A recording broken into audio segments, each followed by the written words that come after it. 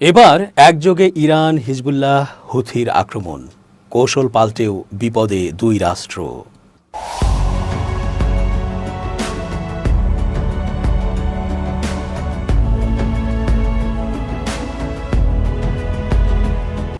আসসালামু আলাইকুম প্রিয় দর্শক, আমন্ত্রণ আজকের আলোচনায়। চেঞ্জ টিভির আন্তর্জাতিক চোখ অনুষ্ঠানে এস জে রতন স্বাগত জানাচ্ছি। কঠিন প্রতিশোধ শুরু হয়েছে ইরানের পক্ষ থেকে। একযোগে এবার ইরান, হিজবুল্লাহ ও হুথির আক্রমণ শুরু হয়েছে ইসরায়েলে আর আমেরিকার বিভিন্ন ঘাঁটিতে। কোথায় ইরানকে কোণঠাসা করবে, উপরন্তু ইরান তার দুই অক্ষশক্তিকে নিয়ে চূড়ান্ত রূপে হামলে পড়েছে দুই বর্বর রাষ্ট্রের ওপর।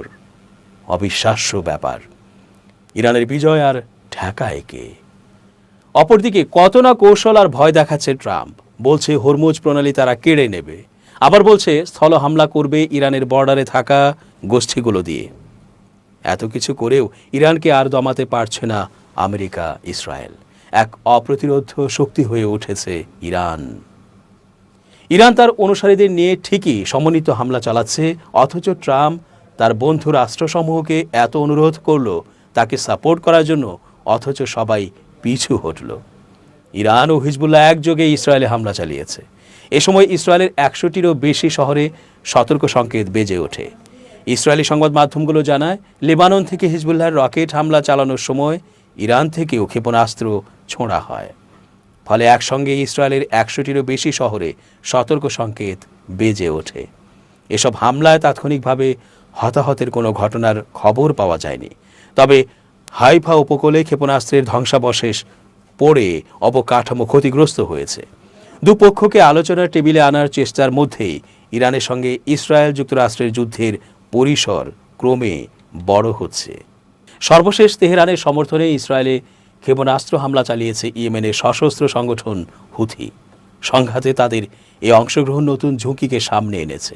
হুথিরা যদি বিশ্ব বাণিজ্যের আরেকটি গুরুত্বপূর্ণ পথ, লোহিত সাগরের বাব আল মান্দে প্রণালী বন্ধ করে দেয়, তাহলে পরিস্থিতি আরও জটিল হয়ে উঠতে পারে। সেক্ষেত্রে বিশ্ববাজারে জ্বালানি তেলের দাম আরেক দফা বাড়ার শঙ্কা রয়েছে। মধ্যপ্রাচ্যে যুক্তরাষ্ট্রের আরও সেনা ও নতুন রণতরী মোতায়েনকে সামনে রেখে নতুন এ খবর সামনে এলো। সূত্রের বরাত দিয়ে বার্তা সংস্থা এপি জানিয়েছে, ইরানকে এবার অস্ত্র দিয়ে সহায়তা করতে যাচ্ছে রাশিয়া।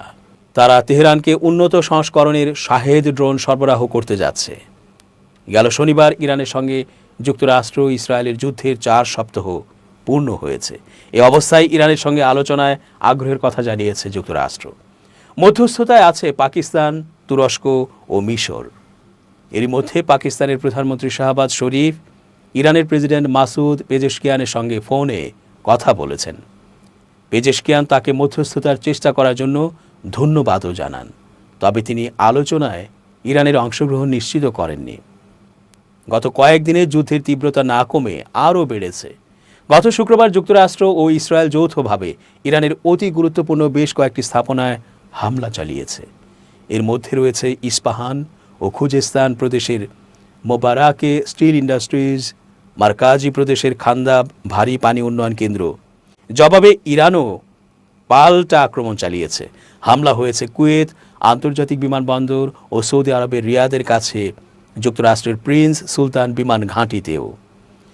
মার্কিন প্রেসিডেন্ট ট্রাম্প আরও কিছু সময় যুদ্ধ চালিয়ে যেতে চান বলে জানিয়েছেন ভাইস প্রেসিডেন্ট জেডি ভ্যান্স। তিনি বলেন, ইরানে যুক্তরাষ্ট্র তার সামরিক লক্ষ্যগুলোর অধিকাংশই অর্জন করেছে।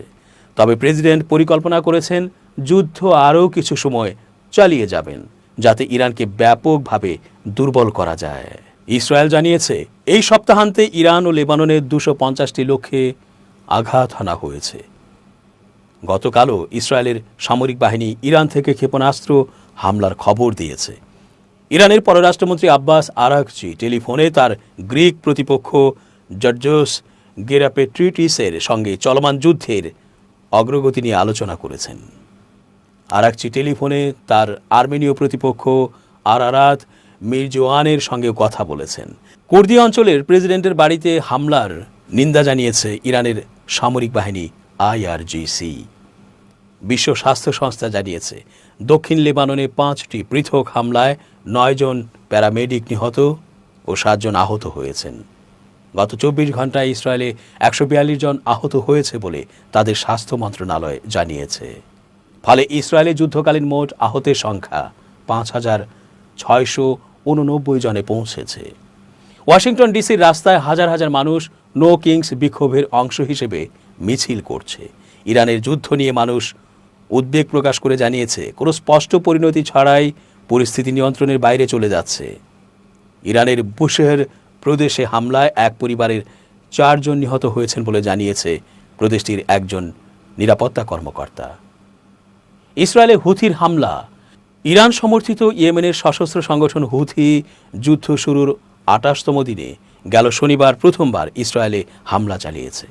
সংগঠনটির উদ্ধৃতি দিয়ে বিবিসি লিখেছে, তারা সংবেদনশীল ইসরায়েলি সামরিক স্থাপনা লক্ষ্য করে একাধিক ব্যালিস্টিক ক্ষেপণাস্ত্র নিক্ষেপ করেছে। ইরান, লেবানন, ইরাক ও ফিলিস্তিনি ভূখণ্ডে হামলার জবাবে এ হামলা চালানো হয়েছে। তারা আরও জানায়, সব ফ্রন্টে আগ্রাসন বন্ধ না হওয়া পর্যন্ত তাদের অভিযান চলবে। এর আগে ইসরায়েল প্রতিরক্ষা বাহিনী জানায় তারা ইয়েমেন থেকে নিক্ষেপিত একটি ক্ষেপণাস্ত্র ঠেকিয়েছে। ইসরায়েলের প্রতিরক্ষা বাহিনী আইডিএফ টেলিগ্রামে লিখেছে, ইয়েমেন থেকে ইসরায়েলি ভূখণ্ডের দিকে নিক্ষেপিত একটি ক্ষেপণাস্ত্র শনাক্ত করা হয়েছে। হুমকি আটকাতে আকাশ প্রতিরক্ষা ব্যবস্থা কাজ করছে। রুদ্ধ হতে পারে বিশ্ব বাণিজ্যের আরেকটি পথ। ইসরায়েলে ক্ষেপণাস্ত্র হামলার মাধ্যমে যুদ্ধে হুথির অংশগ্রহণ বিশ্বের আরেকটি প্রধান জলপথ অবরুদ্ধ হওয়ার ঝুঁকিকে জোরালো করেছে।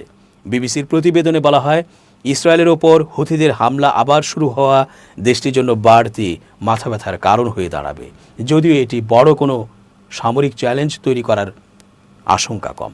তবে হুথিরা যদি লোহিত সাগরে জাহাজ চলাচল লক্ষ্য করে নতুন করে হামলা শুরুর সিদ্ধান্ত নেয়, তবে এর প্রভাব হবে নাটকীয়।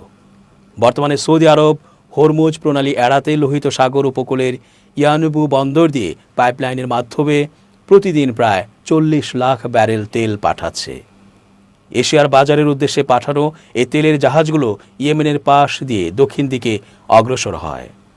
2023 সালের নভেম্বর থেকে 2025 সালের শুরু পর্যন্ত হুথিরা লোহিত সাগরে চলাচলকারী জাহাজে প্রায় 200টি হামলা চালিয়েছে। এতে 30টির বেশি জাহাজ ক্ষতিগ্রস্ত হয়। যুদ্ধ থামাতে মধ্যস্থতার প্রস্তাব দিয়েছে তুরস্ক, জানালো ইরান।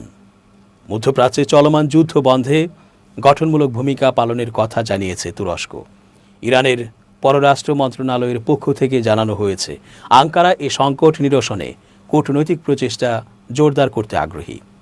সম্প্রতি তুরস্কের পররাষ্ট্রমন্ত্রীর সঙ্গে ইরানের পররাষ্ট্রমন্ত্রী আব্বাস আরাঘচির ফোনে কথা হয়েছে বলে জানিয়েছে ইরানের পররাষ্ট্র মন্ত্রণালয়, যেখানে আঙ্কারার প্রচেষ্টার জন্য তুর্কি পররাষ্ট্রমন্ত্রীকে ধন্যবাদ জানিয়েছেন আরাঘচি। প্রতিবেশী দেশগুলোকে আবারও সতর্ক করল ইরান। ইরানের গুরুত্বপূর্ণ অবকাঠামো ও অর্থনৈতিক কেন্দ্রগুলোতে সাম্প্রতিক হামলার পর কঠোর হুঁশিয়ারি দিয়েছেন দেশটির প্রেসিডেন্ট মাসুদ পেজেশকিয়ান। সামাজিক মাধ্যম এক্সে দেওয়া পোস্টে তিনি জানান, এসব হামলার ভয়াবহ জবাব দেবে ইরান। সেই সঙ্গে মধ্যপ্রাচ্যের প্রতিবেশী দেশগুলোর উদ্দেশ্যে আবারও সতর্কবার্তা দিয়েছেন ইরানের প্রেসিডেন্ট। তিনি লেখেন, আপনারা যদি নিজেদের উন্নয়ন ও নিরাপত্তা নিশ্চিত করতে চান, তবে আমাদের শত্রুদের আপনাদের দেশ থেকে যুদ্ধ পরিচালনার সুযোগ দেবেন না। পেজেশকিয়ানের সঙ্গে শাহবাজের 1 ঘন্টারও বেশি ফোন আলাপ। পাকিস্তানের প্রধানমন্ত্রী শাহবাজ শরীফ বলেছেন, তিনি গেল সময়ে ইরানের প্রেসিডেন্ট মাসুদ পেজেশকিয়ানের সঙ্গে বিস্তারিত ফোন আলাপ করেছেন। দ্য ডন অনলাইন জানিয়েছে, কলটি 1 ঘন্টারও বেশি সময় ধরে চলেছে। এক্সে শরীফ লেখেন, তিনি জানিয়েছেন যুক্তরাষ্ট্র ও উপসাগরীয় দেশগুলোর সঙ্গে সংযোগ স্থাপন করে সংলাপ ও উত্তেজনা প্রশমন সহজতর করার উদ্যোগ নিচ্ছেন তারা। পাকিস্তানের প্রধানমন্ত্রীর কার্যালয় জানিয়েছে, শাহবাজ শরীফের আন্তরিক কূটনৈতিক প্রচেষ্টার প্রশংসা করেছেন পেজেশকিয়ান। ইরানের প্রেসিডেন্ট বলেছেন, আলোচনা ও মধ্যস্থতা সহজতর করতে পারস্পরিক আস্থা তৈরি করা জরুরি। সৌদি আরব, তুরস্ক ও মিশরকে নিয়ে বসছে পাকিস্তান। পাকিস্তানের পররাষ্ট্রমন্ত্রী ইসাক দার বলেছেন, দেশটি 29 ও 30 মার্চ ইসলামাবাদে বৈঠকে অংশ নিতে সৌদি আরব, তুরস্ক ও মিশরের পররাষ্ট্রমন্ত্রীদের আমন্ত্রণ জানিয়েছেন। এক্সে প্রকাশিত বিবৃতিতে তিনি লেখেন, তারা গভীর আলোচনা করবেন যার মধ্যে থাকবে অঞ্চলে উত্তেজনা প্রশমনের প্রচেষ্টা সম্পর্কিত আলাপ। মিশরের পররাষ্ট্র মন্ত্রণালয়ের উদ্ধৃতি দিয়ে আল জাজিরা জানায়, দেশটির পররাষ্ট্রমন্ত্রী আলোচনায় অংশ নিতে ইসলামাবাদে পৌঁছেছেন। মধ্যপ্রাচ্যের দিকে এগোচ্ছে বিশাল মার্কিন বিমানবাহী রণতরী।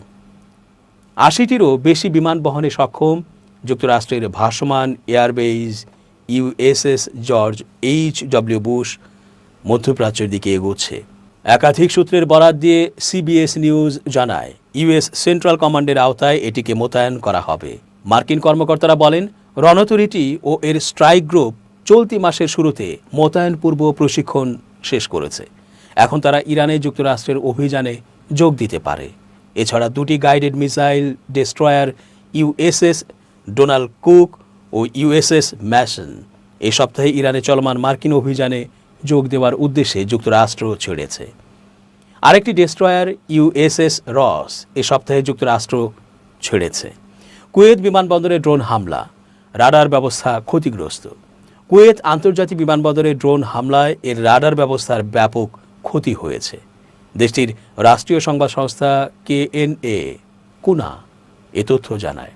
সংবাদ সংস্থাটির বরাত দিয়ে দ্য গার্ডিয়ান অনলাইন লিখেছে, বিমানবন্দরটি বেশ কয়েকটি ড্রোন হামলার শিকার হয়, তবে এতে কোনো হতাহতের ঘটনা ঘটেনি। এভাবেই ইরান সামনে এগিয়ে যাচ্ছে এবং তীব্র প্রতিরোধ গড়ে তুলছে আর দেখিয়ে দিচ্ছে তাদের সক্ষমতা তাদের বন্ধুদের নেই। দর্শক, আজ এই পর্যন্তই। ধন্যবাদ। changetv.press, এক ফোঁটা হলুদও নেই।